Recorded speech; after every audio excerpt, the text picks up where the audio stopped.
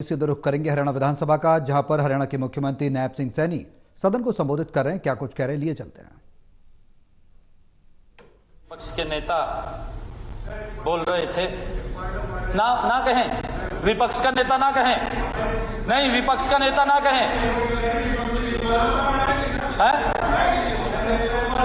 बत्रा जी एक रिकॉर्ड की बात है, ऐसी बात है। ऐसे है जी कि आप कह रहे हैं ना कि बिजली का डिस्कॉम का वो, आपको याद होगा, आप उस टाइम यहाँ पर विधायक थे, उस टाइम 68,000 करोड़ रुपया जो था उसमें टोटल लाइबिलिटी थी और श्री मनोहर लाल जी ने 11,000 कुछ करोड़ उसके अंदर ऐड किया था, तब वो 78,000 हमारे सिर पे आपने डाला था जी कि 78,000 का लोन। माननीय बत्रा जी, माननीय अध्यक्ष जी, मैं बत्रा जी को पूरी बात बता रहा हूँ क्योंकि बत्रा जी पूरा सुनते नहीं है और ना इन्होंने पूरा पढ़ा है हमारा ये बजट। ये तो पता नहीं कहां से आंकड़े ला करके बोल दिए। माननीय अध्यक्ष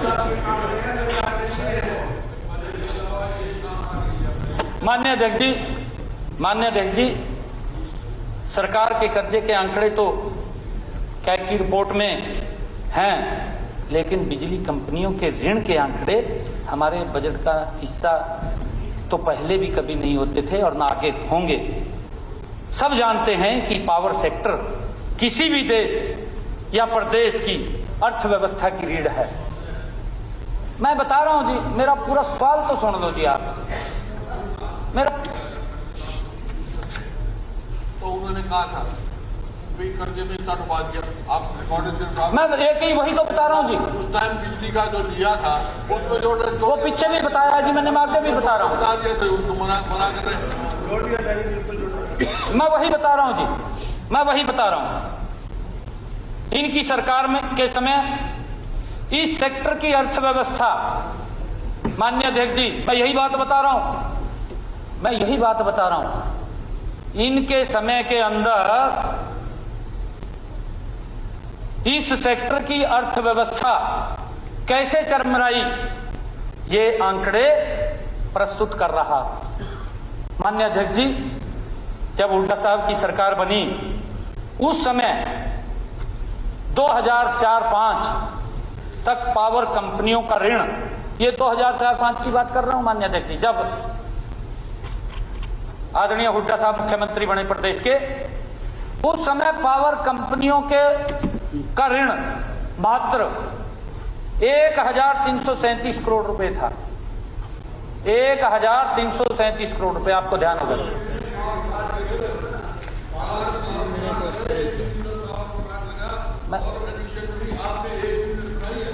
एक मिनट मैं बता रहा हूं माननीय अध्यक्ष जी, इतिहास गवाह है कि डिफाल्टर से बिलों की बकाया राशि लेना तो दूर, अधिकारियों को डिफाल्टर्स को टोकने की भी इजाजत नहीं थी इनके समय में। नतीजा यह हुआ कि जब 10 वर्ष बाद कांग्रेस सरकार का कार्यकाल खत्म हुआ, तब पावर कंपनियों का ऋण 1,337 करोड़ रुपए से बढ़कर के ये 2014-15 में 31,553 करोड़ रुपए हो गया। 31,553 करोड़ रुपया, जो कि 24 गुना बढ़ा है। 24 गुना। 24 घंटे तो कही दी जी, 4 घंटे मिला थी जी, लोग झगड़ा मारते रहा थे, मच्छर पाड़ का गिरते थे, छोड़नी लोगों देते, पता नहीं कहां से बिजली पैदा हो रही थी जी, हमने नहीं पता जी कहां बिजली पैदा हो रही थी।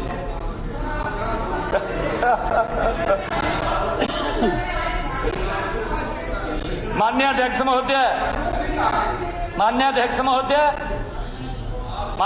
महोदय, अगर यह कहें कि बिजली कंपनियों की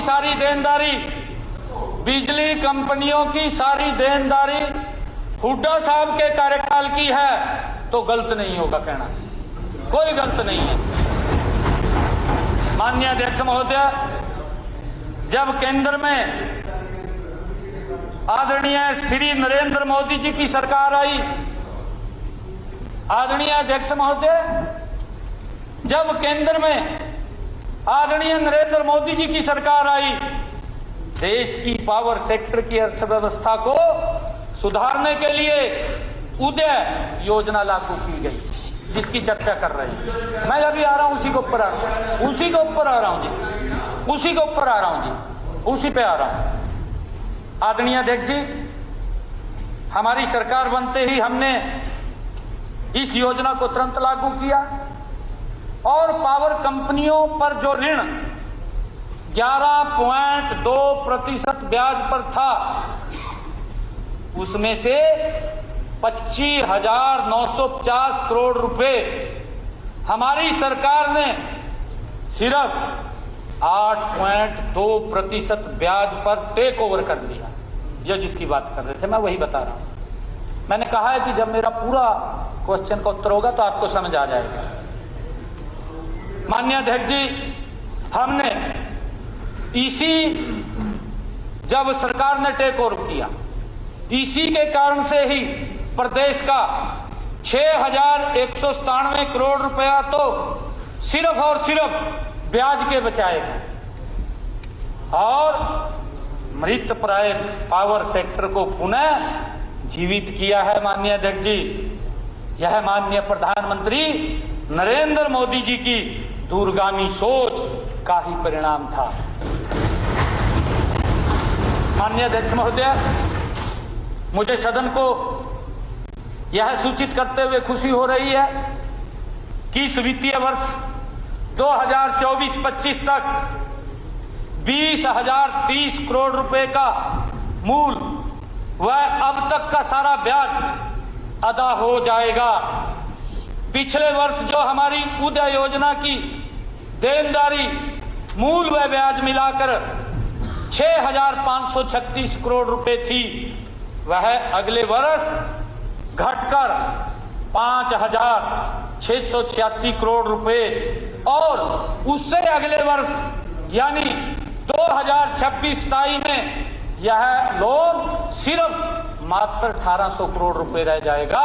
ये सारा का सारा बिजली विभाग का लोन हमने उतारने का काम किया। माननीय अध्यक्ष जी, नतीजा यह होगा कि जब मैं अगले वित्त वर्ष 26-27 का बजट पढ़ूंगा, उस समय पिछले वर्ष के मुकाबले हमें लगभग 4,700 करोड़ रुपए की अतिरिक्त राशि उपलब्ध होगी और हम अपनी रफ्तार, जो विकास की रफ्तार है माननीय अध्यक्ष जी, अब तो 3 गुना है, फिर ये 4 गुना हो जाएगी। माननीय अध्यक्ष महोदय, हुड्डा साहब अब भी बोल रहे थे, पहले भी बोला कि व्हाइट पेपर जारी कर दो। मैं कहना चाहूंगा जी जी जी जी जी जी जी जी माननीय हुड्डा साहब, एक मिनट जी, एक मिनट पवार साहब, नहीं नहीं नहीं, एक मिनट पवार साहब, मुख्यमंत्री जी बोल रहे हैं। एक मिनट पवार साहब, मंत्री जी पवार साहब, सीएम साहब बोल रहे हैं। सीएम साहब बैठ जाओ, कोई बात नहीं। माननीय अध्यक्ष महोदय, हुड्डा साहब ने व्हाइट पेपर भी मांगा था और चुनाव का हिसाब भी मांगा था। चुनाव में हुड्डा साहब ने हिसाब मांगा था कि भाई 10 साल का हिसाब दें। मांगा था ना जी आपने कि 10 साल का हिसाब दें, मांगा था ना, मांगा ना भी 10 साल का हिसाब दे। सरकार ने क्या किया, क्या नहीं किया? माननीय अध्यक्ष जी, नहीं आप मांगिए, हमने नहीं कहा कि आप ना मांगे। आप मांगे, आपकी ड्यूटी है, आप मांगते रहें, अच्छा है, आप मांगते रहें। माननीय अध्यक्ष जी, जनता ने सारा हिसाब दे दिया, आपके सामने है। माननीय अध्यक्ष जी, इस हिसाब के सारे जमा जोड़ गुणा भाग से जो गुणनफल निकलता है, अध्यक्ष महोदय, एक शेर याद आ रहा है।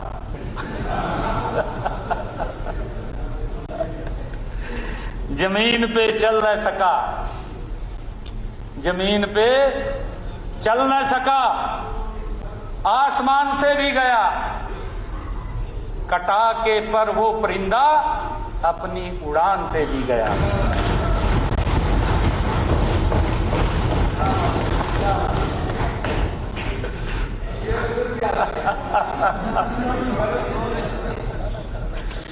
हमने सूरज की रोशनी में भी अदब नहीं खोया, लोग जुगनू की चमक में भी मगरूर हैं।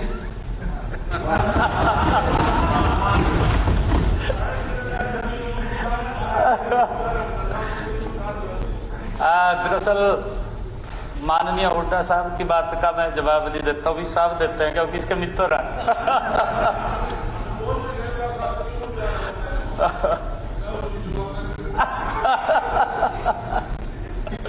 माननीय अध्यक्ष जी, हुड्डा साहब ने मिसलेनियस कैपिटल रिसीट्स के बारे में बोला। 2023-24 में 5200 करोड़ रुपए रखा था, ये हुड्डा साहब ने कहा, और एक्चुअल रिसीट्स 114.83 करोड़ रुपए है, ये बात कही गई, 114.83 करोड़। इसी प्रकार 2025-26 के बजट में 4600 करोड़ रुपए दिखाया गया है, जो मैंने बजट अभी प्रस्ताव रखा है। एक्चुअल रिसीट्स कितनी आ जाएगी, ये हुड्डा साहब ने कहा 100 करोड़ रुपए, ये बात कही। माननीय अध्यक्ष महोदय, मैं स्पष्ट करना चाहता हूं कि विविध पूंजीगत प्राप्तियां मिसलेनियस कैपिटल रिसीट्स निम्नलिखित मद में आते हैं। संपत्तियों के मुद्रीकरण से प्राप्ति, सड़कों और पावर ग्रिड जैसी सरकारी संपत्तियों को पट्टे पर देने, स्थानांतरित करने या बेचने से अर्जित राजस्व। नंबर 2, विनिवेश से प्राप्ति, सार्वजनिक क्षेत्र के उद्यमों में सरकार द्वारा स्वामित्व वाले शेयरों को बचाने से प्राप्त धन। माननीय अध्यक्ष जी, नंबर 3, अधिशेष भूमि और भवनों की बिक्री, सरकार की अप्रयुक्त भूमि या संपत्तियों को बेचने से अर्जित धन। आदरणीय अध्यक्ष जी, हमने एसेट मैनेजमेंट सेल बनाया है, जो 2025-26 में इस कार्य को पूरा करने के लिए एक एसओपी बनाकर तीव्र गति से कार्य करेगा। मैंने उसका उदाहरण दिया है, नहीं मैंने सारा बताया कि क्या क्या इसके अंदर, वो अगर आप भी होते हैं। ये 2% से ज्यादा कभी नहीं हुई, खाली 23-24 की बात नहीं, 19-20 में 1778 करोड़ रुपया रखा आपने, रिकवरी हुई आया 54 करोड़, 20-21 में 3750 करोड़ रखा, आया 63 करोड़, 21-22 में 5000 करोड़ रखा, आया 67.5 करोड़, 22-23 में 5394 करोड़ रखा, आया 73.9 करोड़। तो मतलब उसके हिसाब। ठीक है, ठीक। माननीय अध्यक्ष महोदय, माननीय अध्यक्ष जी, हमारे ऊपर आरोप लगाया गया कि बजट अनुमान 2013-14 में जो कर्ज था वह 1,50,900 करोड़ रुपए था, और वर्ष 2024-25 में अब वह 5,22,000 करोड़ हो गया है, ये आरोप लगाया गया।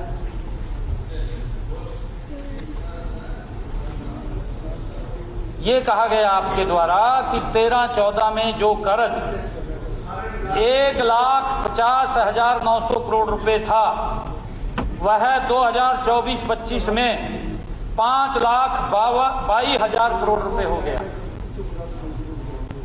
माननीय अध्यक्ष जी, मैं बताना चाहूंगा, राज्य का ऋण 2004-05 में, फिर हमारे बत्रा जी माननीय हुड्डा साहब कहेंगे क्योंकि मुझे बताना पड़ता है। माननीय अध्यक्ष जी, 2004-05 में 17,347 करोड़ रुपए था और ये 2004-05 की बात कर रहा हूं माननीय अध्यक्ष जी। राज्य का ऋण 2004-05 में 17,347 करोड़ रुपए था। अगले 10 वर्षों में यह लगभग 5 गुना बढ़ा है, 5 गुना बढ़ोतरी हुई है माननीय अध्यक्ष जी। 2014-15 में यह ऋण 96,875 करोड़ रुपए हो गया। इसकी तुलना में अगर हमारा 10 साल का कार्यकाल देखें माननीय अध्यक्ष जी, अगर हम 10 वर्षों में वित्त वर्ष 2014-15 से 2024-25 में यह कर्जा लगभग 3 गुना बढ़ा है। इनके समय में 5 गुना बढ़ा, हमारे समय के अंदर ये 3 गुना बढ़ा है माननीय अध्यक्ष जी। चलो तो बढ़ जाएगा। आप कह रहे हो ये कर्जा की जीएसडीपी से लगा रहे हो, अपना भी जीएसडीपी भी लगा रहे हो, तो कितनी प्रिस्क्राइब लिमिट होती है? 2005-06 में ये था जीएसडीपी से 24.1% हमारे पर कर्जा। 2014 में हमने घटा के 14.6 छोड़ा और 24-25 में ये 26.13 हो गया जीएसडीपी का। लिमिट बढ़ गई, अलग बात। लिमिट जैसे हमारे समय में 22% 22 थी, 22 पॉइंट कुछ थी, आपके समय में 33 हो रही है। लेकिन फिर भी मैं आपको हिसाब दे सकता हूं कि कौन बेटर परफॉर्मेंस थी। 100% नहीं। माननीय अध्यक्ष जी, मैं बताना चाहूंगा, माननीय सुन लो। इसके हिसाब में अगर 14-15 की आप देखोगे 14.6 प्रिस्क्राइब लिमिट थी 22.9 और वो शोज कि हम लिमिट से 36.2 कम थे। और आपके टाइम में बेराजा 24-25 में एक्चुअल एसजीपी से जो आप 26.13 मैंने बताया है, प्रिस्क्राइब थी उस टाइम 32.5, विच इज से केवल 19.6 प्रिस्क्राइब लिमिट से कम है। ये जो माननीय हुड्डा साहब कह रहे हैं जीडीपी में नहीं लगा रहे हैं, हम जीडीपी में नहीं लगा रहे। कुल कितने रुपए ऋण है? नहीं। माननीय अध्यक्ष जी,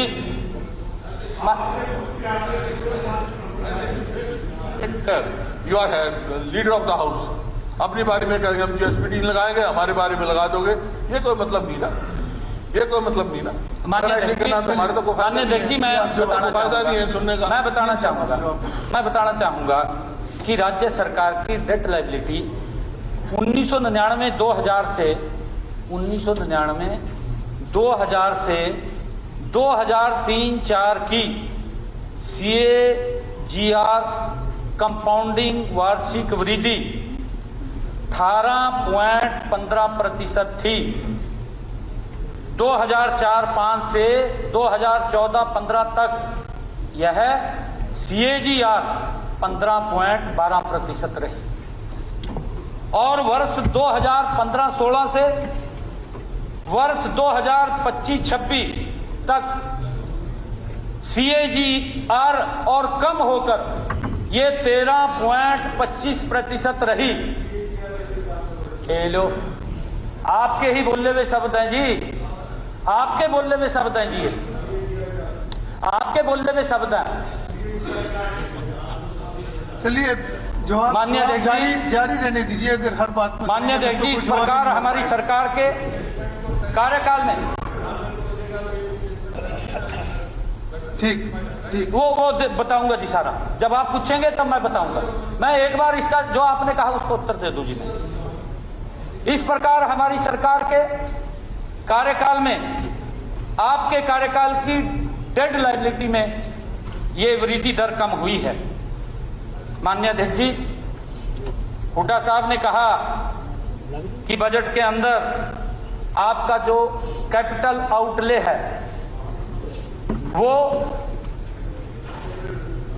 जो आपने कहा है, कैपिटल आउटले है वो 16,164 करोड़ रुपए है, जो बजट का 8% है। ये कहा गया कि 8% से आप कैसे प्रदेश का विकास करेंगे। माननीय अध्यक्ष महोदय, यह ठीक है, यह ठीक है। मैं बता रहा हूं जी, मैं बता रहा हूं जी, मैं बता रहा हूं। माननीय अध्यक्ष महोदय, सीएजी की क्लासिफिकेशन के अनुसार वर्ष 2025-26 का कुल कैपिटल आउटले 16,164 करोड़ रुपए अनुमानित है।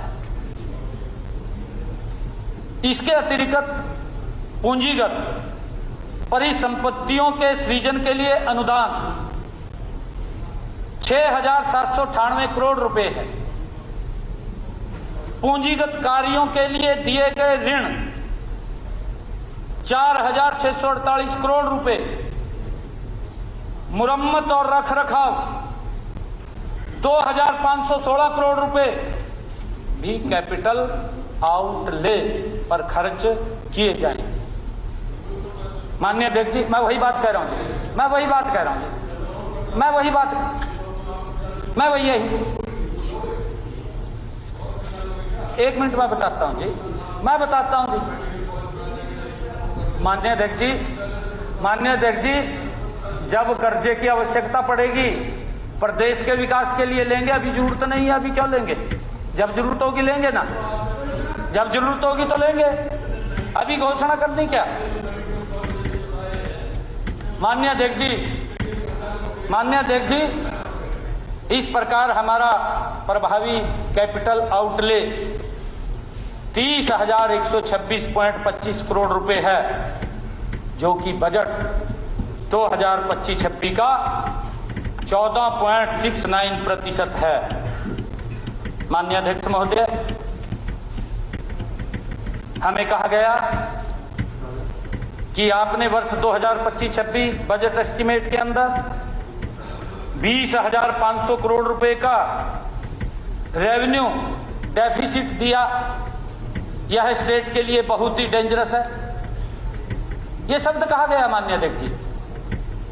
यदि आज 20,500 करोड़ रुपए का राजस्व घाटा, जो कि जीडीपी का केवल 1.09% है, डेंजरस है, तो 2014-15 का 8,319 करोड़ रुपए का राजस्व घाटा, जो तत्कालीन जीडीपी का 1.90% था, तो माननीय अध्यक्ष जी वो तो सुसाइडल होगा। अगर हार्ट डेंजरस है तो सुसाइडल होगा उस टाइम का। माननीय अध्यक्ष जी, मैं माननीय सदस्य को सूचित करना चाहूंगा कि वित्त वर्ष 2024-25 के अग्रिम अनुमान प्रचलित मूल्यों के अनुसार सकल घरेलू उत्पाद 12,13,951 करोड़ रुपए है। वित्त वर्ष 2024-25 के संशोधित अनुमान के अनुसार राज्य की लायबिलिटी 3,17,257 करोड़ रुपए है तथा पब्लिक अकाउंट लायबिलिटी 41,764 करोड़ रुपए अनुमानित है, जो 31 मार्च 2025 को कुल 3,59,021 करोड़ रुपए अनुमानित है। माननीय अध्यक्ष जी, अशोक अरोड़ा जी बैठे हैं, वो कह रहे थे, मैं अब इनको पर आता हूं। अशोक अरोड़ा जी ने कहा कि 45.4% के लगभग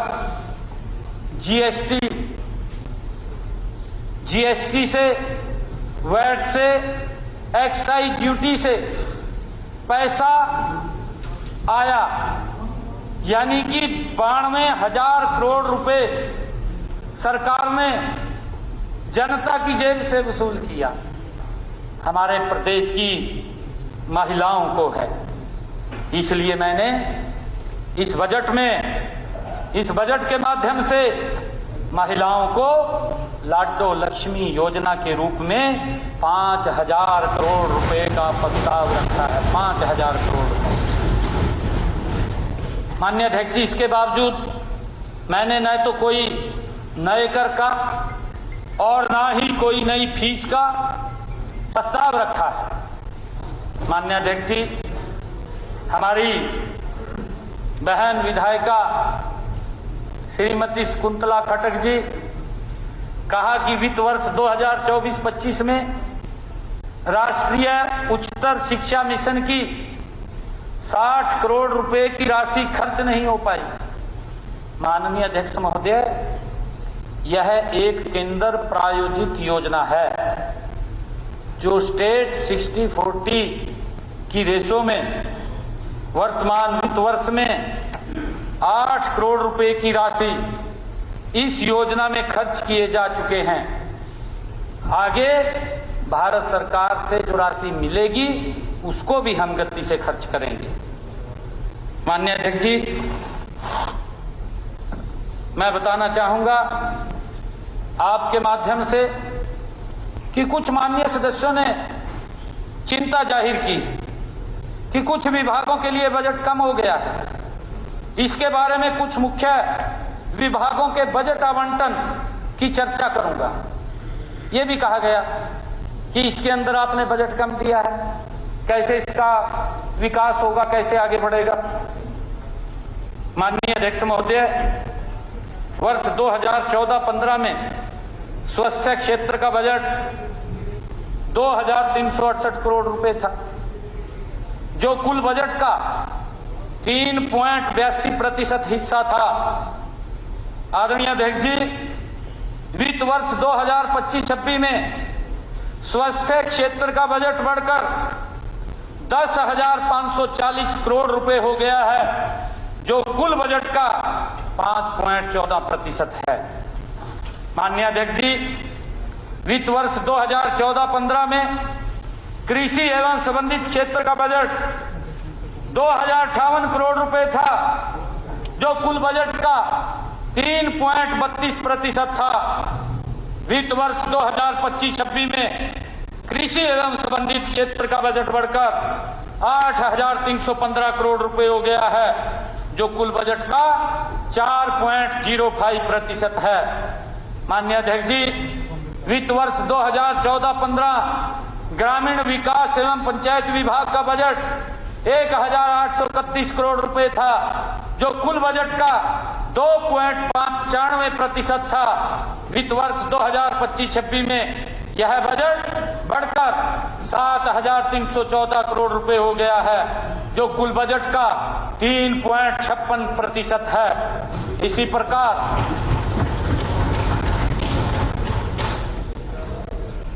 उसका भी मैंने इसमें जिक्र किया है। माननीय अध्यक्ष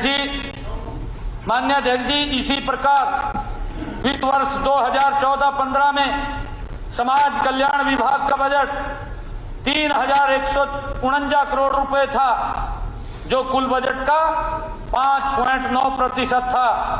वित्त वर्ष 2025-26 में यह बजट बढ़कर 16,651 करोड़ रुपए हो गया है, जो कुल बजट का 8.12% है।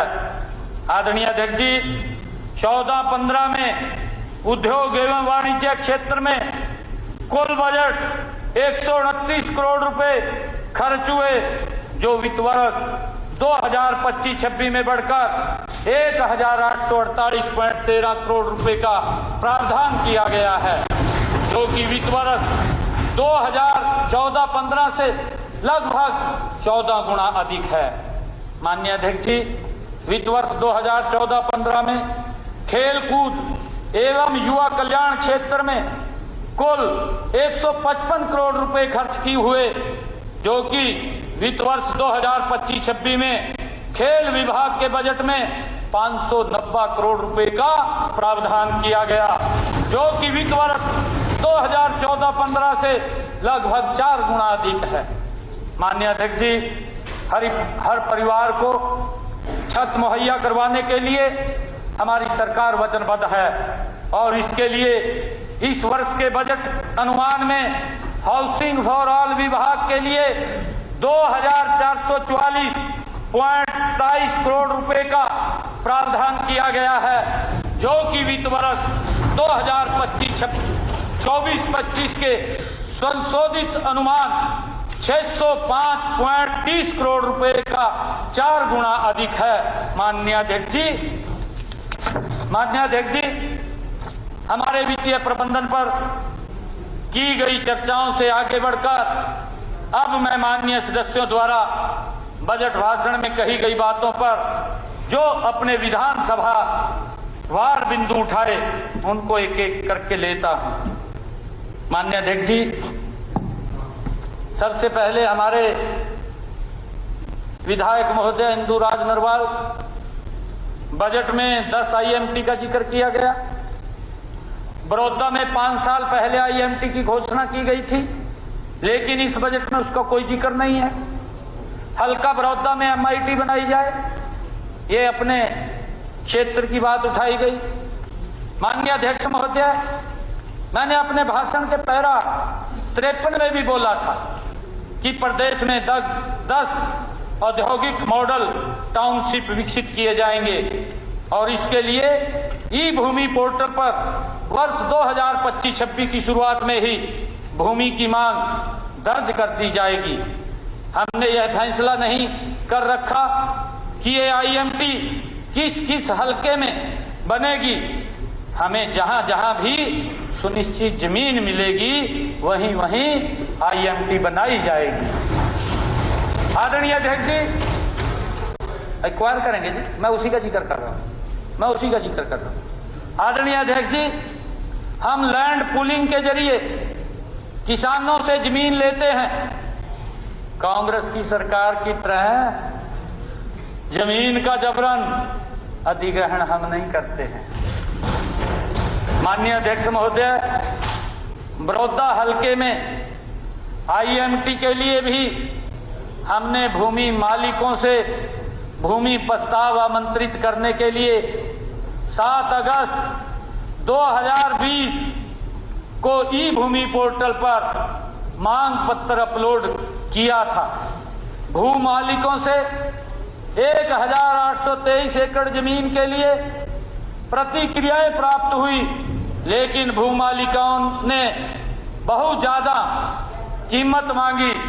1 एकड़ के 2.25 करोड़ रुपए भी मांगे गए। यही नहीं, जमीन भी अलग अलग टुकड़ों में थी। माननीय अध्यक्ष जी, मैंने माननीय विधायक से मैं आग्रह करता हूं कि जब 10 औद्योगिक मॉडल टाउनशिप के लिए पोर्टल पर भूमि की मांग की जाएगी तो आप अपने हलके के किसानों को उचित दर मांगने के लिए और फिर लैंड पूलिंग या पार्टनरशिप पूलिंग के तहत ऑफर देने के लिए आप उनसे बातचीत करें, प्रेरित करें। आपके माध्यम से आदरणीय मुख्यमंत्री जी का कहना चाहूंगा कि मैं जमीन दिलाने का काम करूंगा। बिल्कुल करिए। हमने कहा है ना कि हम ई-भूमि को ऊपर, आप उनको करिए। हम तो कह रहे हैं आपको, हम तो आपको आमंत्रित कर रहे हैं। हाँ जी, कर रखी है जी, बिल्कुल कर रखी, बनेगी। माननीय अध्यक्ष जी, हम किसानों को लैंड पूलिंग पॉलिसी और लैंड पार्टनरशिप पॉलिसी के विकल्प भी देंगे। मैंने माननीय अध्यक्ष जी अपने बजट के शुरुआत में सहवीर्य करवा वह कहा था। माननीय अध्यक्ष जी, मुझे विश्वास है, अभी इंदुराज जी कह रहे थे कि माननीय सदस्य 10 नए IMT बनाने में हमारे साथ मिलकर ये भी परिश्रम करें। मैं इनको कहना चाहता हूं, ऐसे 10 नए शहर बनाकर माननीय अध्यक्ष जी रोजगार के लाखों नए अवसर बनाने के हमारे संकल्प को पूरा करने में हम कोई कोर कसर नहीं छोड़ेंगे। माननीय अध्यक्ष महोदय, माननीय अध्यक्ष जी, हमारे माननीय विधायक शिषपाल केरवाला जी, इन्होंने कहा कि शहरी विकास के लिए पिछले वर्ष 5,019 करोड़ रुपए की एवज में सिर्फ 3,691 करोड़ रुपए खर्च हुआ है, यानी कि सिर्फ 34%। ये हमारे शिषपाल केहरवाला जी का शब्द है। माननीय अध्यक्ष महोदय, श्री केहरवाला जी से मैं कहना चाहूंगा कि गुणा भाग में कुछ गलती हो गई है, शायद आप देख लें। यही नहीं, आंकड़ों की बात करें और ठीक से हिसाब लगाएं तो यह खर्च 34% नहीं बल्कि 74% बनता है। माननीय अध्यक्ष महोदय, मैं बताना चाहूंगा कि वर्ष 2023-24 में शहरी विकास की योजनाओं के लिए रिवाइज बजट 4,101.79 करोड़ रुपए का कर दिया गया था। इसमें से 3,653.52 करोड़ रुपए की राशि पालिकाओं को दी गई है। माननीय अध्यक्ष महोदय, इस प्रकार हमने वित्त वर्ष 2023-24 में 89.07% बजट खर्च किया है। आदरणीय अध्यक्ष महोदय, मैं माननीय श्री केहरवाला जी ने दीनदयाल बस्ती उत्थान योजना में पिछले वर्ष 0 रुपए खर्च होने की बात कही है। मैं बताना चाहूंगा कि हमने इस योजना में वित्त वर्ष 2023-24 में रिवाइज बजट 15 करोड़ रुपए कर दिया गया था। इसमें से 11 करोड़ 67 लाख रुपए की राशि संबंधित पालिकाओं को दी जा चुकी है। माननीय अध्यक्ष महोदय, हमारे अशोक अरोड़ा जी ने भी एक बात कही है। उन्होंने कहा कि सरकार ने बजट में कहा कि जीएसटी कलेक्शन बढ़ गया है, इस पर मेज थपथपाई जा रही है, लेकिन यह जीएसटी लोगों की जेब से लिया गया है, यह अशोक अरोड़ा जी ने कहा। माननीय अध्यक्ष जी, ये आपकी तरफ से कहा गया। जी जी जी, स्वीकार कर लेना चाहिए। माननीय अध्यक्ष जी, मुझे तो हंसी आ रही है।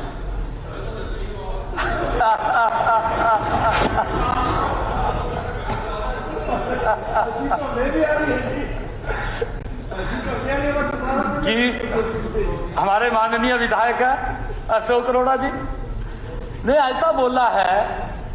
अरोड़ा जी स्वयं इस महान के अध्यक्ष भी रहे, इन्हें अच्छी तरह पता है कि सरकार को पैसा या टैक्स से मिलता है, या फिर फीस से, या फिर ऋण से। माननीय अरोड़ा जी, आखिर आप क्या कहना चाहते हैं? क्या हम टैक्स भी ना लें और लोन भी ना लें? माननीय अध्यक्ष जी, फिर विकास कहां से होगा?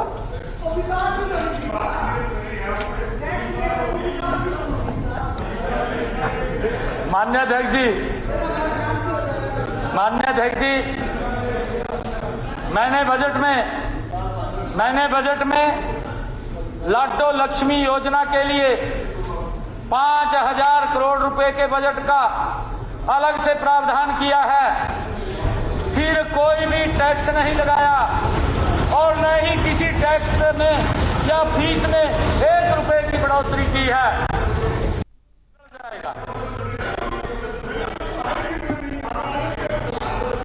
चलो ठीक है जी, चलो इन्होंने स्वीकार कर लिया कि मैंने कहा नहीं है।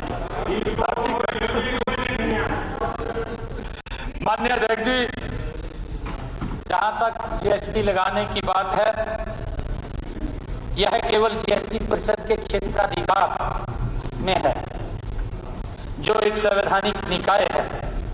केंद्र और राज्य सरकारें केवल जीएसटी परिषद की सिफारिश पर किसी वस्तु पर कोई जीएसटी लागू करती है।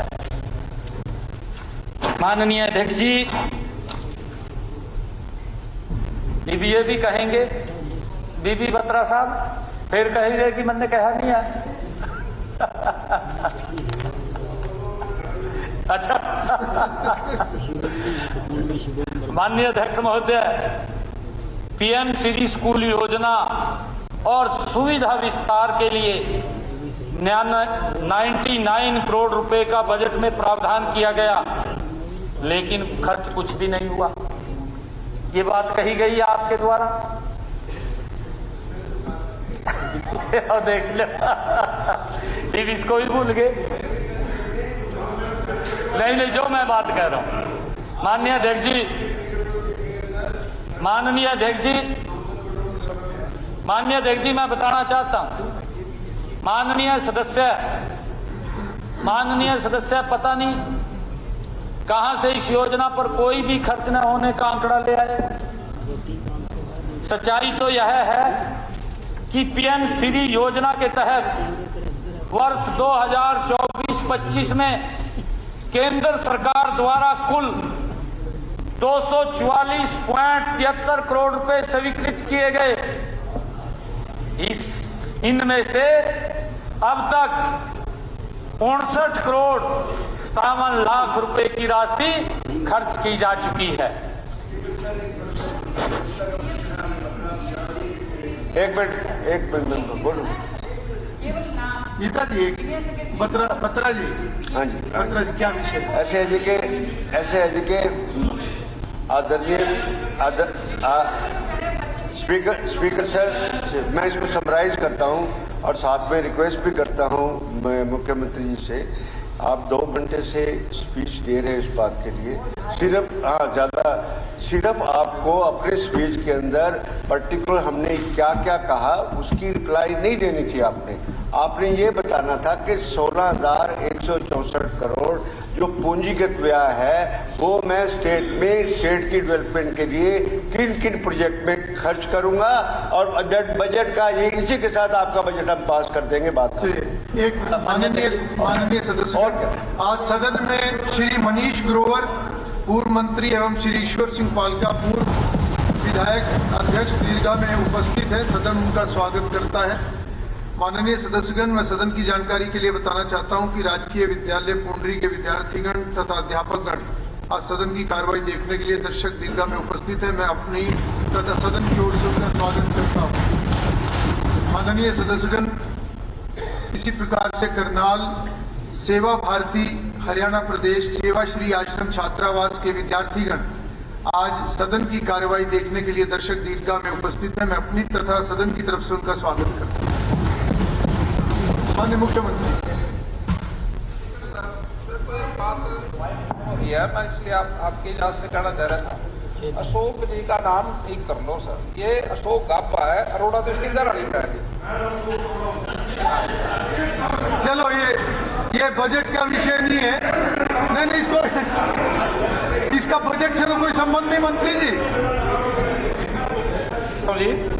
अब ये बहन गीता जी कह रही है कि पीएमसी स्कूलों में बच्चे नहीं आ रहे। गंगवा गांव में पीएमसी स्कूल है, सिफारिशें आती है कि हमारा एडमिशन करा दो। आप देख लो कितने बच्चे उसके अंदर जाकर के।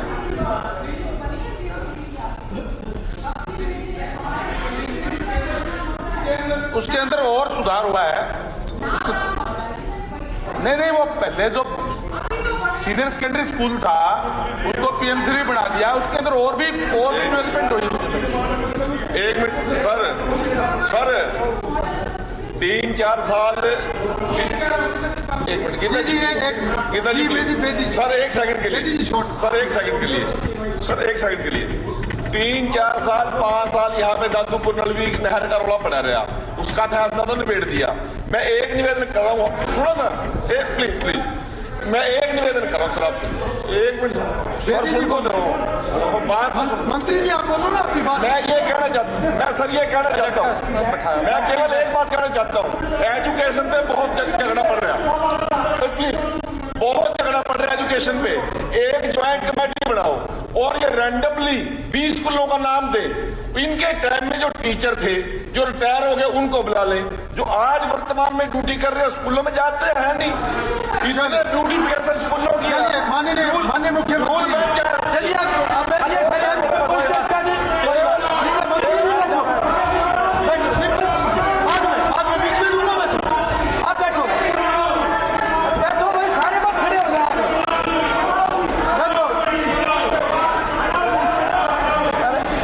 बैठो।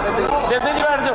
जस्सी बेटी जी बैठो नीचे। बेटी जी मंत्री जी बैठो। मुख्यमंत्री जी आप शुरू कीजिए। आप शुरू कीजिए प्लीज। मान्य अध्यक्ष जी। दीपक सिंह जी बाद में गीता जी प्लीज बैठो। मुख्यमंत्री जी आपसे बोलो मत बीच में। मंत्री जी अब कोई नहीं बोलेगा।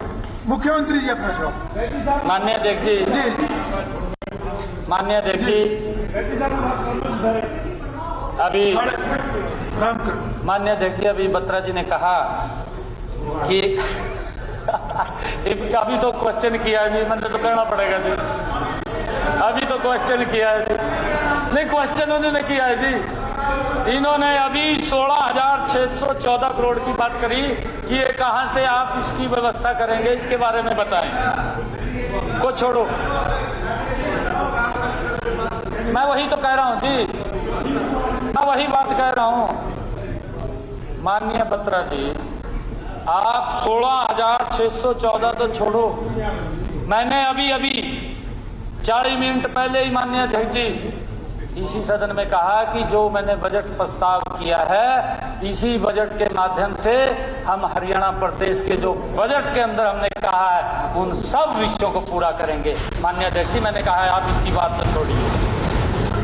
माननीय अध्यक्ष महोदय, हमारे विधायक महोदय आदित्य सुरजेवाला जी, इन्होंने कहा कि सरकार ने नोटिफिकेशन जारी किया है कि 24 फसलों पर एमएसपी देने जा रहे हैं।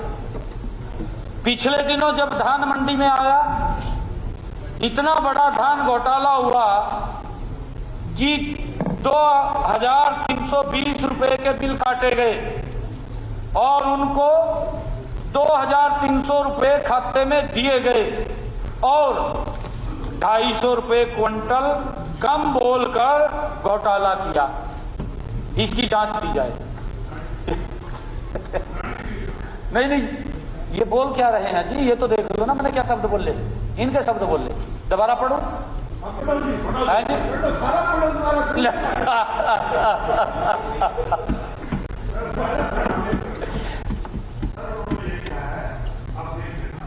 मैं देख के ही बता रहा हूँ। 2320 रुपए सरकार की तरफ से गए, 2320 रुपए सरकार ने दिए किसान को। किसान ने जो बेची जीरी गवर्नमेंट एजेंसी को, परंतु स्पीकर सर, किसान को उसमें से 200-250 रुपए क्विंटल उससे लिया गया, पर्चों में पूरा दिया गया, उससे लिया गया। ये बहुत बड़ा घोटाला है। सीएम साहब, आप भी वहीं रहते हैं, आपकी मंडियों में, हमारी मंडियों में इस प्रकार के घोटाले हुए, आप जांच करा लो। मैं खुद मंडी में गया था। माननीय अध्यक्ष जी, माननीय अध्यक्ष जी, धान की खरीद का यह मामला भी माननीय राज्यपाल जी के अभिभाषण पर चर्चा के दौरान कई हमारे माननीय विधायकों ने उठाया था। मैंने 13 मार्च को इसी सदन में इसका जवाब भी दिया था। माननीय अध्यक्ष महोदय, मैं माननीय सदस्य ने धान की जिस खरीद में घोटाले का आरोप लगाया है, उस खरीद का एक एक पैसा किसान के खातों में सीधा ट्रांसफर किया गया है। इसमें बिल काटने और जारी की गई राशि में अंतर का सवाल ही पैदा नहीं होता। फिर भी माननीय सदस्य यदि कोई भी बिल दिखाएंगे जिसमें लिखी गई राशि के मुकाबले किसान के खाते में 1 रुपया भी कम पेमेंट हुई है, तो मैं उस पर कड़ी कार्रवाई करने का ये विश्वास दिलाता हूं। कड़ी कार्रवाई करने का मैं तो कह रहा हूं। अरे नहीं, मैंने पीछे भी कहा था, वह साहब, मैंने पीछे भी कहा था, आज भी मैं कह रहा हूं, अगर किसी ने खाते के अंदर, हम डायरेक्ट खाते में पैसा डाल रहे हैं, अगर किसी के खाते के अंदर पैसा कम गया है, माननीय अध्यक्ष जी, कई बार क्योंकि हमारे किसान की व्यवस्थाएं हैं, एक मिनट में बता रहा हूं अरोड़ा साहब, हमारे किसान की व्यवस्थाएं हैं कि वो आड़ती से खाद भी ले लेता है, दवाई भी उठा लेता है, पैसा भी ले लेता है, फिर वो खाते से निकाल करके उसको वापस करता है। ये व्यवस्थाएं हैं, ये व्यवस्थाएं हैं माननीय अध्यक्ष जी।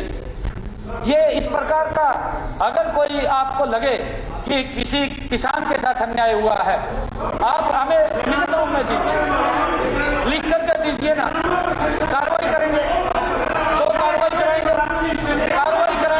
मुख्यमंत्री अरोड़ा जी इस विषय में पहले भी चर्चा हो, कुछ लिखित है तो दो, ऐसे छोटा सा ठीक है, वो बात हो चुकी है पहले, बार सेम बात रिपीट ना करें। अगर लिखित में कुछ है, विषय कोई है, मैं कार्रवाई पहले भी बोल चुके, मैं हर बार वो बात, मैं यही कह रहा हूँ, कार्रवाई कराएंगे।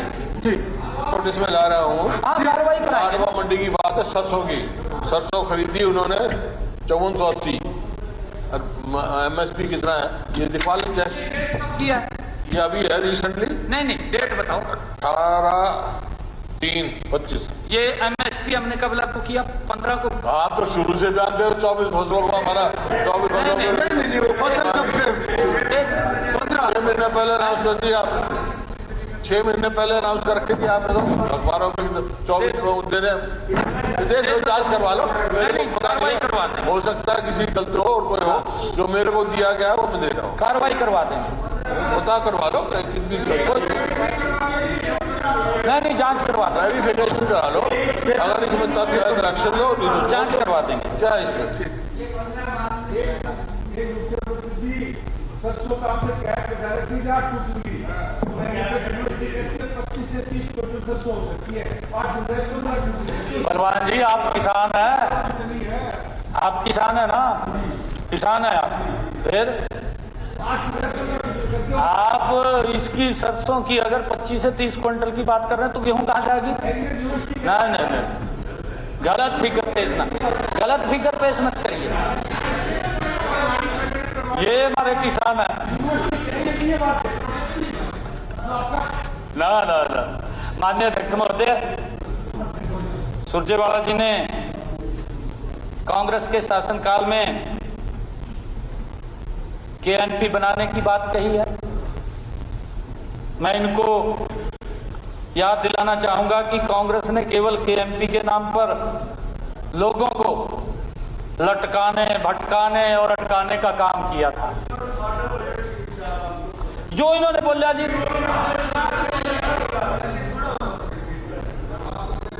मैंने मान्य बत्रा जी, मैंने शुरू में ही कहा चर्चा में जवाब होता है, मेरी तरफ से कोई शब्द नहीं होता, नहीं करनी चाहिए, मैंने शुरू में ज्यादा कहा बोलना नहीं चाहिए। चलिए मुख्यमंत्री जी आप जारी रखिए। चलिए CM साहब को अपना पूरा करने दो। मान्य अध्यक्ष जी, कोई बात नहीं, अगर ये नहीं सुनना चाहते नहीं सुन रहे, ना सुने। ये मान्य अध्यक्ष जी, हमने जनसेवा का दायित्व संभालने के बाद KNP का काम पूरा किया। मुझे खुशी है, देश के यशस्वी प्रधानमंत्री नरेंद्र मोदी जी ने अपने कर कमलों द्वारा 19 नवंबर 2018 को इसे जनता को समर्पित किया। यही नहीं माननीय अध्यक्ष जी, हमने KGP का काम भी रिकॉर्ड समय में पूरा किया है, KNP का भी और KGP का भी। माननीय अध्यक्ष महोदय, हमने हमारे माननीय शशिपाल केरवाला, इन्होंने भी कपास का MSP रेट 7020 रुपये प्रति क्विंटल था। 15 मीट्रिक टन में से 1.42 मीट्रिक टन यानी कि 9% MSP पर खरीद की गई, ये बात कही है। माननीय अध्यक्ष जी, हमने कहा है कि 24 फसलों की खरीद की गारंटी दी है, पर इसका अर्थ यह नहीं कि अगर किसी किसान को मंडी में फसल का दाम MSP से ज्यादा मिल रहा हो तो हम उसकी फसल बिकने नहीं देंगे। किसी किसान की फसल MSP से ज्यादा कोई खरीद करके जा रहा है तो ले जाए, उसमें दिक्कत क्या है? किसी को कोई परेशानी नहीं होनी चाहिए, है जी।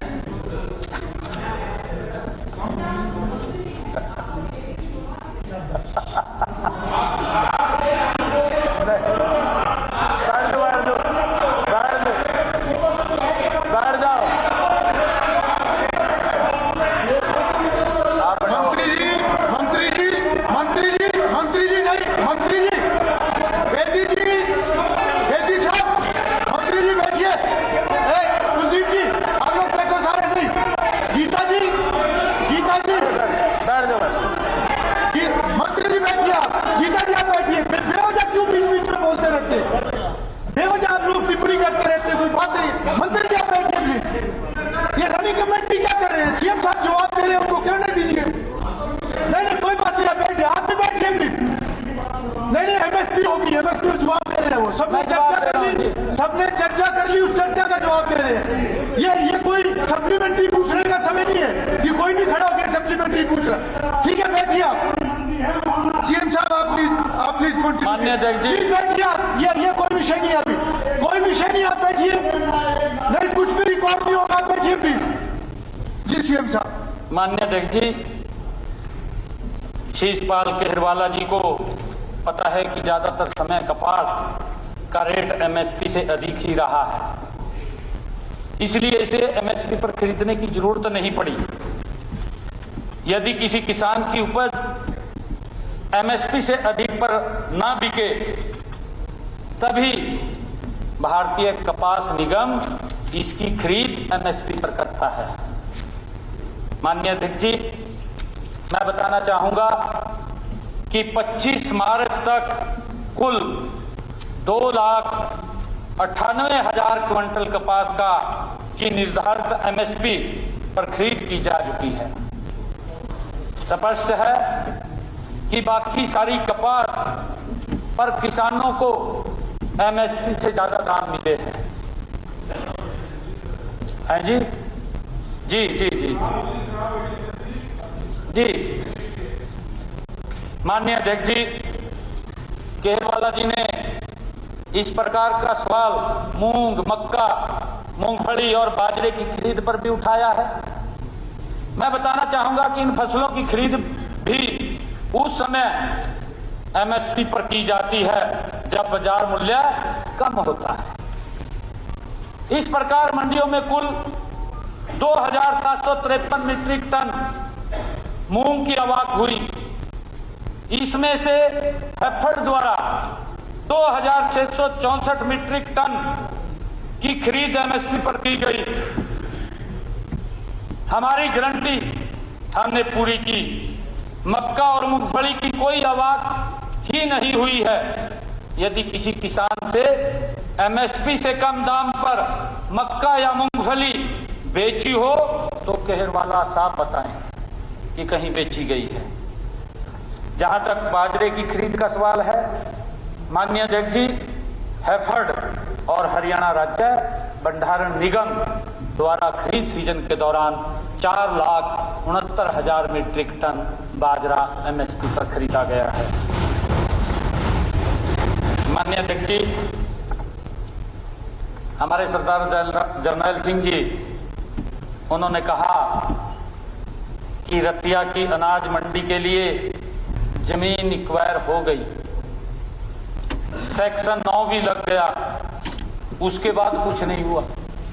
इन्होंने अपने क्षेत्र की मांग उठाई। मैं जरनैल सिंह जी को बताना चाहूंगा, रतिया अनाज मंडी की स्थापना की घोषणा, माननीय अध्यक्ष जी, मैं आपके माध्यम से जरनैल सिंह जी को बताना चाहूंगा कि रतिया अनाज मंडी की स्थापना की घोषणा 8 अप्रैल 2003 को उस समय के तत्कालीन माननीय मुख्यमंत्री स्वर्गीय श्री ओम प्रकाश चौटाला जी द्वारा की गई थी। माननीय अध्यक्ष जी, इसके बाद मार्च 2005 में कांग्रेस का राज आ गया और इन्होंने इस मंडी को ठंडे बस्ते में डाल दिया। माननीय अध्यक्ष जी, वहां के लोगों द्वारा लंबे समय तक मांग की जाती रही और 10 साल बाद कांग्रेसियों को इसकी सूद आई।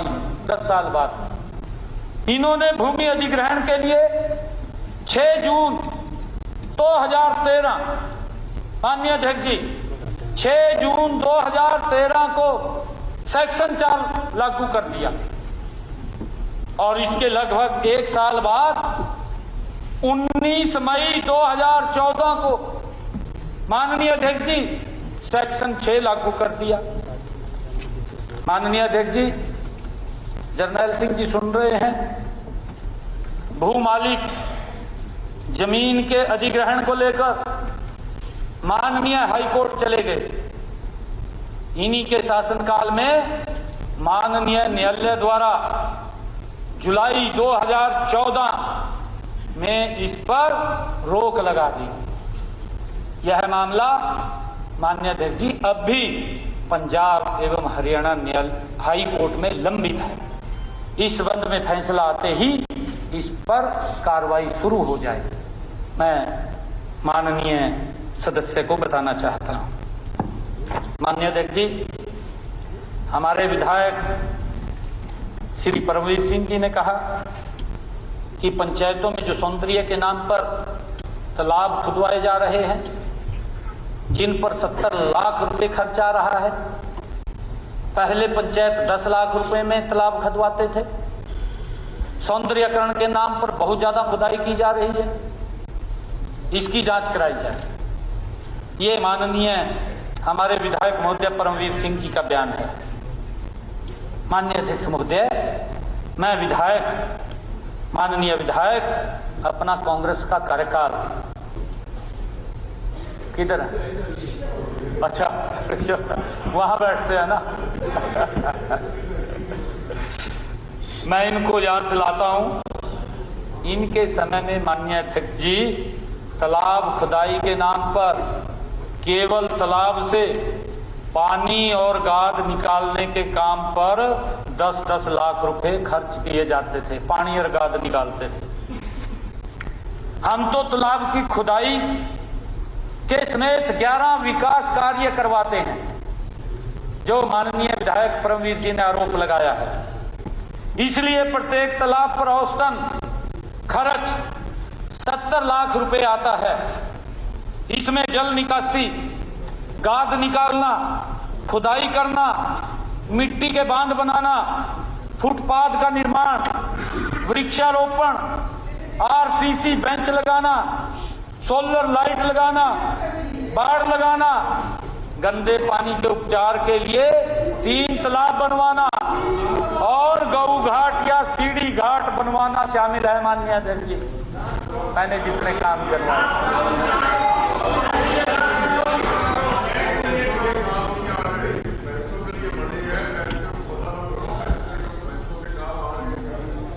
हम कर रहे हैं, सुधार कर रहे हैं धीरे धीरे।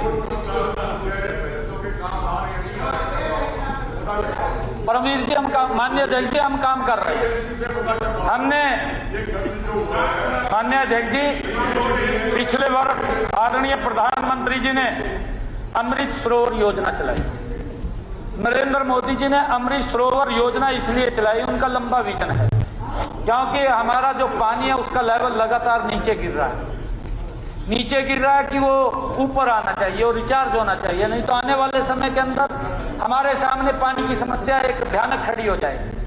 तो आदरणीय प्रधानमंत्री जी ने कहा कि हर जिले के अंदर आप एक टारगेट बना करके अमृत सरोवर बनाइए। हमने जो टारगेट था माननीय अध्यक्ष जी, पिछले वर्ष 2200 तालाब अमृत सरोवर के तहत बनवाए हैं, 22, और अभी भी 2200 और तालाबों का हमने एजेंडा आगे पास कर दिया है।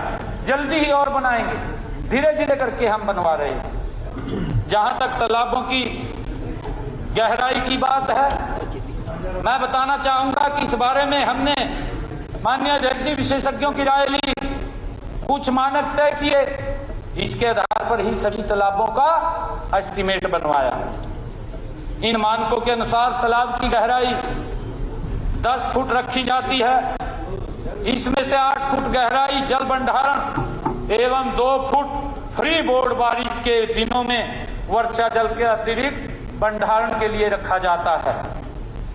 माननीय अध्यक्ष जी, हमारे माननीय विधायिका महोदय श्रीमती रेणु बालाजी ने कहा, यमुनानगर में खनन माफिया एक्टिव है, हर जगह खोद रखी है। यहाँ के सढौरा के बट्टूवाड़ा गांव में पंचायत जमीन पर अवैध खनन चल रहा है।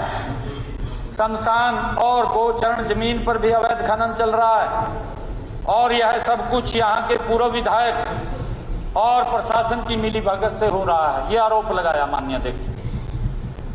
माननीय अध्यक्ष जी, माननीय सदस्य श्रीमती रेणु बालाजी ने यमुनानगर हथनी कुंड बैराज में अवैध खनन का आरोप लगाया है। मुझे लगता है कि माननीय सदस्य ने हमारी राजस्व प्राप्तियां ध्यान से नहीं पढ़ी। मैं माननीय अध्यक्ष जी, वर्तमान में राज्य में 42 खदानें अनुबंधों पर और पट्टों पर चल रही हैं, जिनसे लगभग 600 से 800 करोड़ रुपए का राजस्व प्राप्त होता है। वर्ष 2024-25 में हमने खनन क्षेत्र से 730 करोड़ रुपए प्राप्त हुए हैं।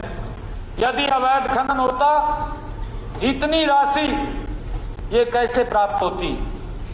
मैं यह भी ध्यान दिलाना चाहूंगा कि मैंने बजट के पैरा 150 वर्ष 2025-26 के लिए इस राशि का 1400 करोड़ रुपए का लक्ष्य रखा है।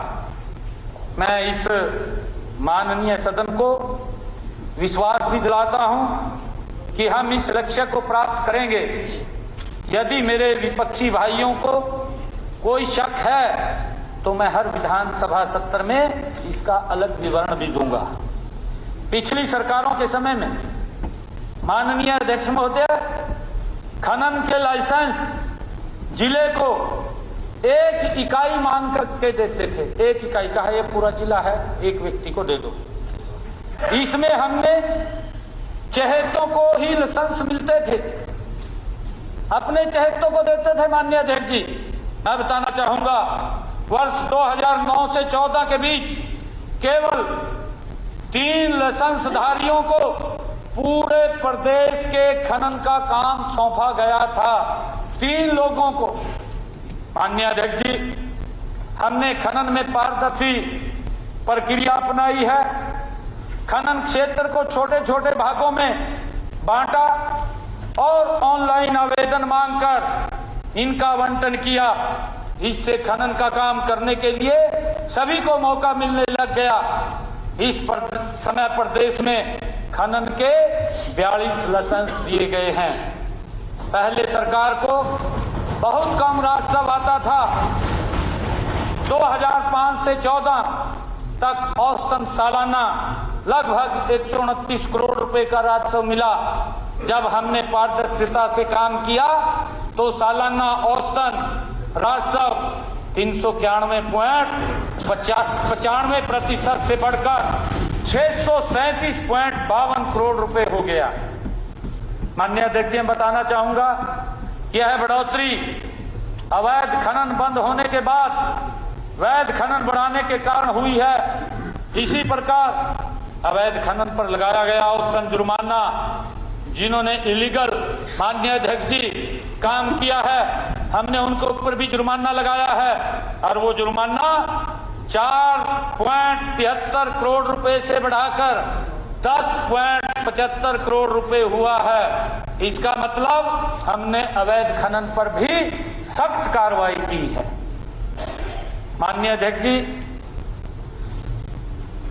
जहां तक यमुनानगर में अवैध खनन का सवाल है तो मैं बताना चाहूंगा कि इसे रोकने के लिए हमने 16 नाके लगाए हैं। मुख्यमंत्री उड़न दस्ता टीम भी जिले में औचक निरीक्षण किया जाता है। मैं बताना चाहूंगा कि अवैध खनन के संबंध में कुल 40 वैध खनिज के परिवहन के संबंध में कुल 227 मुकदमे जिले के थानों में दर्ज करवाए जा चुके हैं।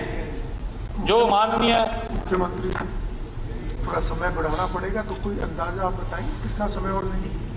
बस लगभग लास्ट ही चला गया, नहीं है या नहीं, आधा घंटे का है। माननीय सदस्यगण, सदन का समय 1 घंटे के लिए बढ़ाया जाता है। नहीं, एक मिनट। अगर माननीय अध्यक्ष जी,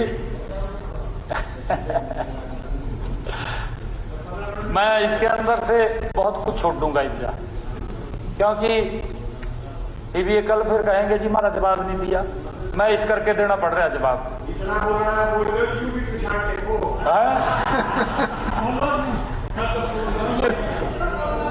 चलो ठीक है जी, मुख्यमंत्री ठीक।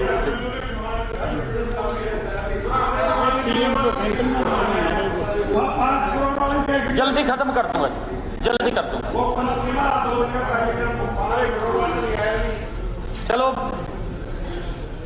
माननीय अध्यक्ष जी, माननीय विधायिका ने गांव भट्टूवाला की जमीन में हुए अवैध खनन के खिलाफ हमने कुल 2,99,74,500 रुपए जुर्माना लगाया है, जिसकी बात भट्टूवाला की माननीय विधायिका महोदया ने की है। इसके साथ ही पुलिस द्वारा थाना बिलासपुर व थाना हरियाणा राज्य परिवर्तन ब्यूरो यमुनानगर में केस दर्ज करवाते हुए आगामी कार्रवाई भी की जा रही है। इसी प्रकार श्रीमती हमारी विधायिका रेणुबाला ने हथनीकुंड बैराज में भी अवैध खनन की बात की है। मैं बताना चाहूंगा माननीय अध्यक्ष महोदय, इस बैराज में डायाफ्राम दीवार का काम चल रहा है। यह काम नियमों के अनुसार किया जा रहा है। साथ ही इस दौरान मिलने वाले खनिज के निपटान के लिए नियमों के तहत परमिट जारी किया गया है। वर्तमान में यह परमिट 1 लाख मीट्रिक टन खनिज के निपटान के लिए दिया गया है। इसके लिए परमिट धारक द्वारा नियमानुसार 62,51,000 रुपए की रॉयल्टी के साथ साथ 31,25,000 रुपए की सिक्योरिटी सरकारी खजाने में जमा कराई गई है। परमिट धारक खनिज को अपनी सुविधा के अनुसार कहीं भी बेच सकता है। माननीय विधायिका ने हथनीकुंड बैराज में अंधाधुंध खुदाई से सुरक्षा दीवार को खतरा भी बताया है। माननीय अध्यक्ष महोदय, मैं बताना चाहूंगा कि एजेंसी द्वारा स्वीकृत ड्राइंग के अनुसार ही साइट पर खुदाई की जा रही है। इसे कंक्रीट, सीसी ब्लॉक और वायर क्रेटों में पत्थर भरने के द्वारा 316 मीटर के स्तर तक बहाल किया जाएगा। यह कार्य हथनीकुंड बैराज संरचना की कुल सुरक्षा के लिए अत्यंत महत्वपूर्ण है। माननीय अध्यक्ष जी, हमारे विधायक नरेश सेलवाल जी ने कहा कि सरकार उकलाना विधानसभा क्षेत्र के खो-खो वर्ल्ड कप की विजेता बिठोला गांव की मीनू को नौकरी दे और उनकी आर्थिक मदद करे। माननीय अध्यक्ष जी, हमने पदक विजेता खिलाड़ियों को नौकरी देने के लिए हरियाणा उत्कृष्ट खिलाड़ी नियम 2021 बनाए हैं। इन नियमों के तहत पदक विजेता खिलाड़ियों को क्लास 1 से क्लास 4 तक नौकरी प्रदान की जाती है। पदक विजेता खिलाड़ी इन नियमों के अनुसार नौकरी के लिए आवेदन करता है। मैं बताना चाहूंगा कि खो-खो कप की विजेता खिलाड़ी कुमारी मीनू की ओर से खेल विभाग में कोई भी आवेदन प्राप्त नहीं हुआ है। जैसा ही आवेदन पत्र प्राप्त होगा, उस पर इन नियमों के अनुसार विचार किया जाएगा। खो-खो खेल के लिए केवल cash award in government of sports person scheme के तहत पात्र खिलाड़ियों को नगद इनाम देने का आदरणीय अध्यक्ष जी प्रावधान है। आदरणीय अध्यक्ष जी, हमारे विधायक नरेश सेलवाल जी ने उकलाना विधानसभा क्षेत्र के स्टेडियमों की मरम्मत करवाई जाए, ये भी मुद्दा इन्होंने उठाया है। मैं बताना चाहूंगा, जिला हिसार के सभी राजीव गांधी खेल स्टेडियमों की मरम्मत हेतु वित्तीय स्वीकृति जारी कर दी गई है। इसमें उकलाना विधानसभा क्षेत्र के राजीव गांधी खेल परिषद प्रभुवाला के लिए 21,34,620 रुपए तथा राजीव गांधी खेल परिसर चमारखेड़ा हेतु 19,12,780 रुपए स्वीकृत किए गए हैं। इस कार्य हेतु टेंडर जारी करने की प्रक्रिया जारी है। प्रक्रिया पूरी होने उपरांत मरम्मत कार्य शुरू कर दिया जाएगा। माननीय अध्यक्ष जी, श्रीमती शैली चौधरी जी ने भी कहा है कि बहनों को 500 रुपए में गैस सिलेंडर नहीं मिल रहा है। माननीय अध्यक्ष महोदय, हमने गत विधानसभा चुनाव के दौरान अपने संकल्प पत्र में गरीब परिवारों की बहनों को 500 रुपए में गैस का सिलेंडर जारी रखने का संकल्प व्यक्त किया था। हमने 12 अगस्त 2024 को एक पोर्टल शुरू किया था। माननीय अध्यक्ष जी, इस सुविधा का लाभ उठाने के लिए गरीब परिवारों को अपना पंजीकरण करवाना होता है। इस पर वर्तमान में लगभग 17 लाख लाभार्थियों ने अपना पंजीकरण कराया है और मुझे खुशी है माननीय अध्यक्ष जी, 15 दिनों में 500 रुपए से ज्यादा जितनी राशि उसने सिलेंडर के कीमत के रूप में दी होती है, सीधे ये बेनिफिशियरी के खाते में जमा करा दी जाती है। मैं बताना चाहूंगा, अब तक पोर्टल पर पंजीकृत बहनों के खातों में लगभग 38 करोड़ रुपए एलपीजी सब्सिडी के रूप में हमने डाले हैं। मैं आपके माध्यम से आदरणीय अध्यक्ष जी, विधानसभा क्षेत्र की ही बात करता हूं। हमने नारायणगढ़ हलके में अगस्त 2024 से 6 मार्च 2025 तक इस पोर्टल पर 9,270 महिलाओं ने अपना पंजीकरण करवाया। मैं यह भी बताना चाहूंगा कि जब से यह विधानसभा सत्र हुआ है, तब से 26 मार्च तक इन 20 दिनों में भी 306 महिलाओं ने इस पोर्टल पर अपना पंजीकरण कराया है। इस प्रकार इस पोर्टल पर इनके हलके की, नारायणगढ़ हलके की 9,270 बहनों द्वारा पंजीकरण करवाया जा चुका है। बीपीएल बहनों के खाते में जनवरी 2025 तक 39,86,000 रुपए एलपीजी सब्सिडी के रूप में डाले जा चुके हैं। माननीय अध्यक्ष महोदय,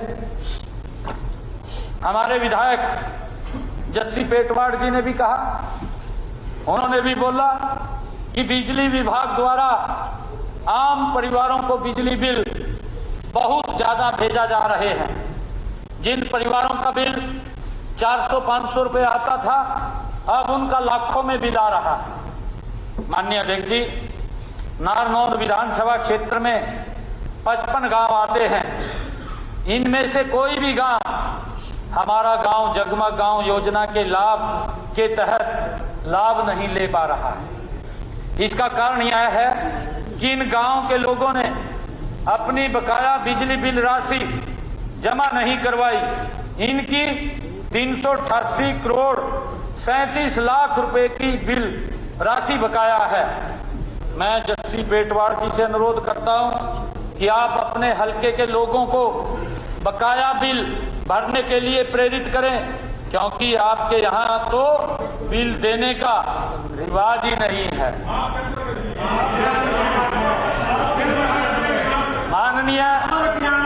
माननीय अध्यक्ष महोदय, इन बकाया बिजली बिलों के लिए हम एक स्कीम लेकर के आएंगे और लोगों को उसमें छूट देंगे। मैंने अपने बजट में भी इस बात का जिक्र किया है। आप जिम्मेदार नेता हैं,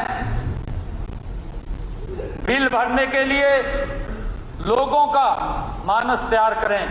मैं आपसे ये अपील करता हूं, ऐसा होने पर आपके 55 गांव भी 24 घंटे बिजली की सप्लाई वाले जगमग गांव में जुड़ जाएंगे, बन जाएंगे।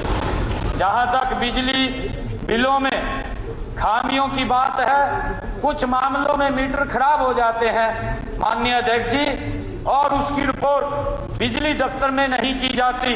इस कारण बिल ज्यादा बन जाता है। कई बार गलत मीटर रीडिंग या बेमेल सिस्टम के कारण भी विसंगतियां हो जाती हैं। इन सब का निवारण बिजली अधिकारियों द्वारा किया जाता है। हमने विसंगतियों को ठीक करने के लिए समीक्षा टीम का गठन किया हुआ है। यह टीम उपभोक्ताओं को बिजली बिल भेजने से पहले विसंगतियों को ठीक करने के लिए ऑनलाइन सिस्टम में पूर्व निर्धारित तर्क के तहत उच्च बिल के मामलों की समीक्षा करती है। माननीय अध्यक्ष महोदय, माननीय विधायक ने मदनहेड़ी गांव के 2 बिजली उपभोक्ताओं का मामला विशेष रूप से उठाया है। मैं बताना चाहूंगा, इनमें से एक उपभोक्ता मीटर नंबर 32,77,083 है, उसका मीटर खराब होने के कारण बिल औसत आधार पर बनाया गया था। बिजली विभाग द्वारा सत्यापन करने पर मीटर जला हुआ पाया गया और उसे बदल दिया गया। बिल की दोबारा गणना की गई और अब 7 साल 4 महीने का इसका औसतन बिल 1,255 रुपये मासिक बिल ये इसका बनता है, वो उसके पास है। और एक और माननीय ने दूसरे मीटर का भी उठाया है, क्योंकि समय का अभाव है, मैं उसको नहीं पढ़ता, एक ही का पढ़ के बता दिया, उसका दूसरे का आपको पता है, उसको ठीक करवा दिया। माननीय अध्यक्ष जी, हमारे माननीय विधायक अर्जुन चटौड़ा जी ने भी डेरों में बिजली की लाइन लगाने का खर्च ज्यादा किया जाए, ये बात कही है।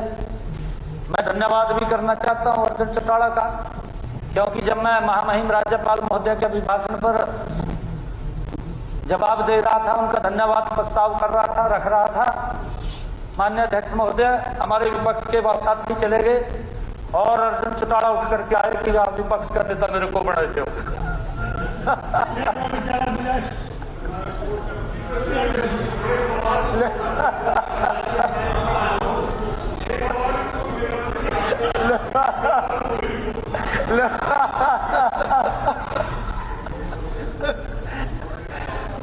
मैंने अर्जुन चटौड़ा जी को कहा था, मैं कहा अर्जुन जी कोई भी स्थिति हो आप बैठे रहिए, उठ के मत। माननीय अध्यक्ष जी, तो उनको कोई विशेष इनाम दे रहे हो? माननीय अध्यक्ष जी, मैं माननीय युवा सांसद को बताना चाहूंगा,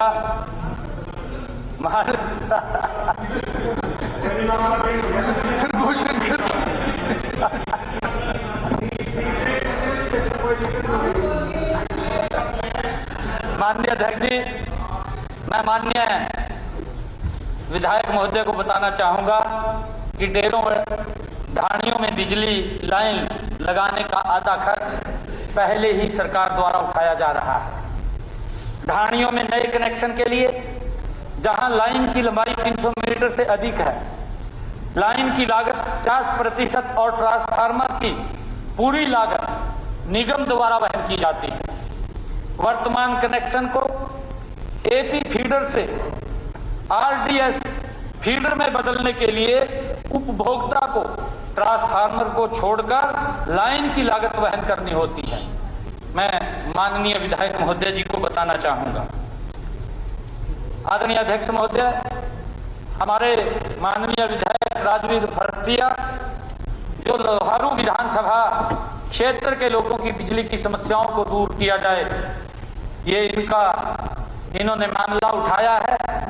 मैं लोहारू विधानसभा क्षेत्र के बिजली उपभोक्ताओं की माननीय अध्यक्ष जी इस महान सदन में सराहना करना चाहूंगा कि उन्होंने अपने बकाया बिजली बिल भरकर अन्य क्षेत्रों के लिए मसाइल कायम की है। मैं उनको बहुत बहुत साधुवाद देना चाहता। माननीय अध्यक्ष जी, इस विधानसभा क्षेत्र में 145 गांव हैं। इनमें से 137 गांवों को हमारा गांव जगमग गांव योजना के तहत 24 घंटे बिजली मिलती है। इस तरह इस क्षेत्र में बिजली की समस्या नहीं है। लोहारू विधानसभा क्षेत्र की 4,230 ढाणियों को भी बिजली की आपूर्ति की जा रही है। मैं सदन के माध्यम से बताना चाहूंगा कि रख रखाव से संबंधित कोई भी दिक्कत आएगी तो उसे तुरंत ठीक करवाया जाएगा। माननीय उपाध्यक्ष महोदय, हमारे माननीय विधायक मोहम्मद इसराइल, इन्होंने हथनी में पीने के पानी की बहुत समस्या है। हथीन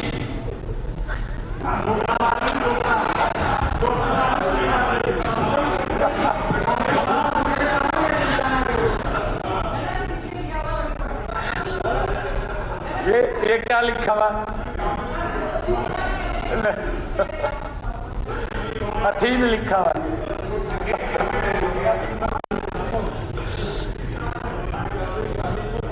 माननीय उपाध्यक्ष महोदय, हथीन विधानसभा क्षेत्र के 75 गांवों में पीने के पानी की सप्लाई रेनीवेल स्कीम के द्वारा की जा रही है। पानी की आपूर्ति को बढ़ाने के लिए 306 करोड़ 5 लाख रुपए की धनराशि का एस्टीमेट पास हो चुका है तथा कार्य प्रगति पर है। हथीन शहर में पानी की आपूर्ति बढ़ाने के लिए अमृत योजना के तहत 24 करोड़ 56 लाख रुपए की धनराशि का एस्टीमेट भी पास हो चुका है। इसका कार्य माननीय उपाध्यक्ष महोदय प्रगति पर है। दोनों कार्यों के पूरा होने के बाद पानी की आपूर्ति को भी बढ़ा दिया जाएगा। जहां तक पानी के अवैध इस्तेमाल की बात कही है, तो मैं सदन को बताना चाहूंगा कि रेनीवेल परियोजना के अंतर्गत जो मेन पाइप लाइन हथीन क्षेत्र के लिए आ रही है, उसमें लोगों द्वारा अवैध कनेक्शन ले लिए जाते हैं। विभाग द्वारा इन कनेक्शनों पर समय समय पर काटा जाता है। इसके अलावा कुछ मामलों में पुलिस विभाग को एफआईआर दर्ज करने के लिए भी लिखा जाता है। मेरा जो हमारे माननीय विधायक हैं से अनुरोध है कि लोगों को अवैध कनेक्शन न लेने के लिए भी प्रेरित करें, उनको समझाएं, उनको कहें कि वो वैध कनेक्शन लें, जिससे कि हमें भी कोई दिक्कत समस्या ना आए। माननीय विधायक महोदय ने कहा कि वर्ष 2014 में हथीन का बस अड्डा बना था, लेकिन आज तक उस बस अड्डे के अंदर कोई भी बस नहीं गई। इस बस अड्डे को दोबारा चालू किया जाए। माननीय उपाध्यक्ष महोदय, वर्ष 2012 में पलवल के जिले बनने के बाद हथीन बस अड्डा पलवल के अधिकार क्षेत्र में आ गया है। यह गलत है कि हथीन बस अड्डे से बसों का संचालन नहीं हो रहा है। हथीन बस अड्डे से बल्लभगढ़, नूह, पलवल, उटावड़ आदि शहरों के लिए बसें चलाई जा रही हैं। माननीय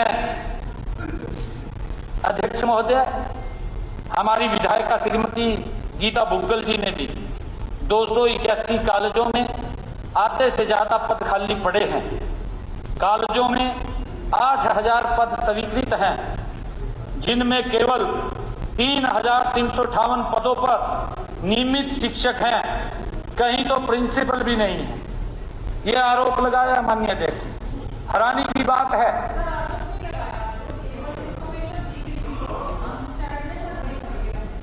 हैरानी की बात है माननीय अध्यक्ष जी, यही सवाल माननीय राज्यपाल के अभिभाषण पर चर्चा के दौरान भी कई सदस्यों द्वारा उठाया गया था।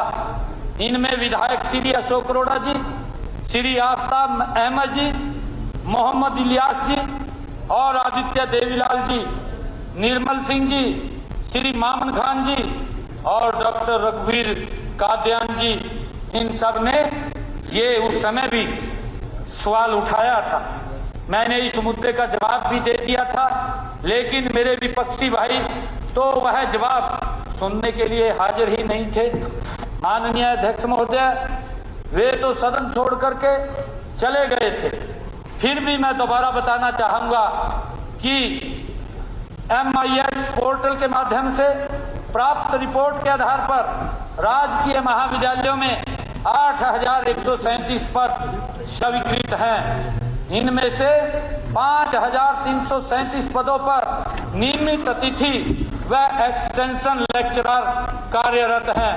विभिन्न विषयों में सहायक प्रोफेसरों के ग्रुप बी के 2424 पदों को भरने की प्रक्रिया हरियाणा लोक सेवा आयोग द्वारा जारी है।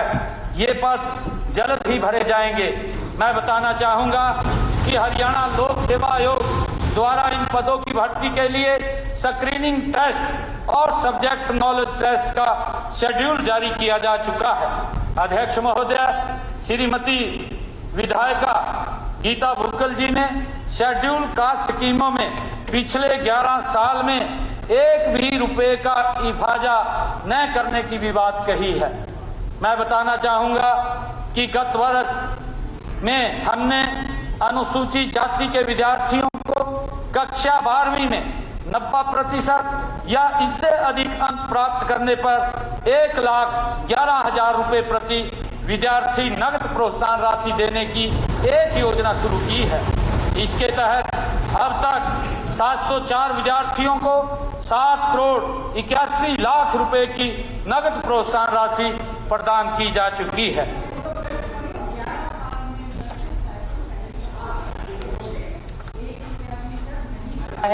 आपके खुद के वेबसाइट पर शिक्षा विभाग में कहा है, शिक्षा का अधिकार कानून आने से पहले 23 लाख बच्चों को कांग्रेस की सरकार के समय में पहली कक्षा से ही देते थे ताकि ड्रॉप आउट ना बढ़े। सर, आंकड़े बिल्कुल सही हैं, आपके विभाग द्वारा ही दिए गए हैं, वहीं से लिए गए हैं। 1 रुपया भी सर उसमें नहीं बढ़ा है। 2013 के बाद 1 रुपया भी नहीं बढ़ा है सर। कोई बात नहीं, जांच करवाएंगे,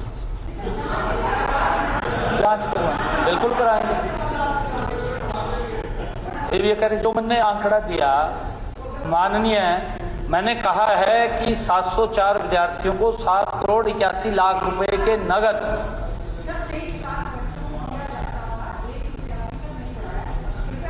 देखेंगे ना, देखेंगे, मैंने कहा है ना, देखेंगे, मैं बताऊंगा आपको। ठीक है, हो गया। आप अलग से मेरे से पूछ लेना, मैंने आपको आंकड़े दिए।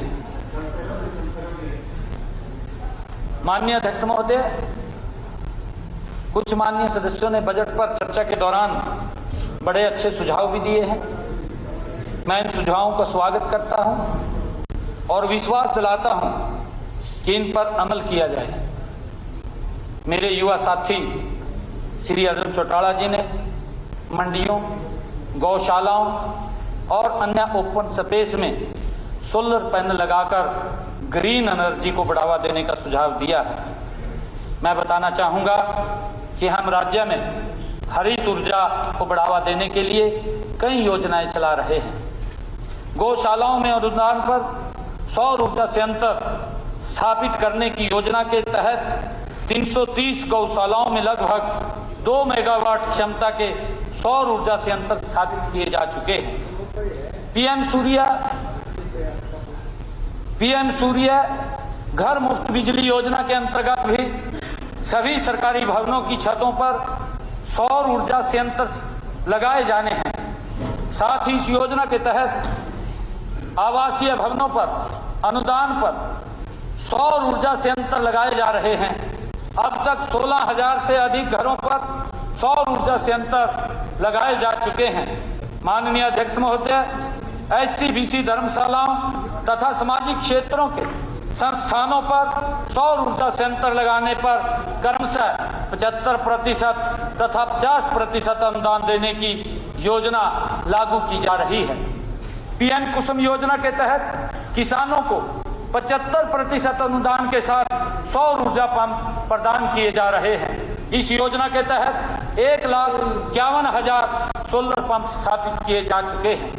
माननीय हमारे विधायक महोदय निर्मल सिंह जी ने एक अच्छा सुझाव दिया है कि प्रदेश में पशु मेले भी लगाए जाएं, जहां पर अलग अलग तरह के पशुओं की खरीद हो सके और इनको बीमे के रूप में मदद दी जाए।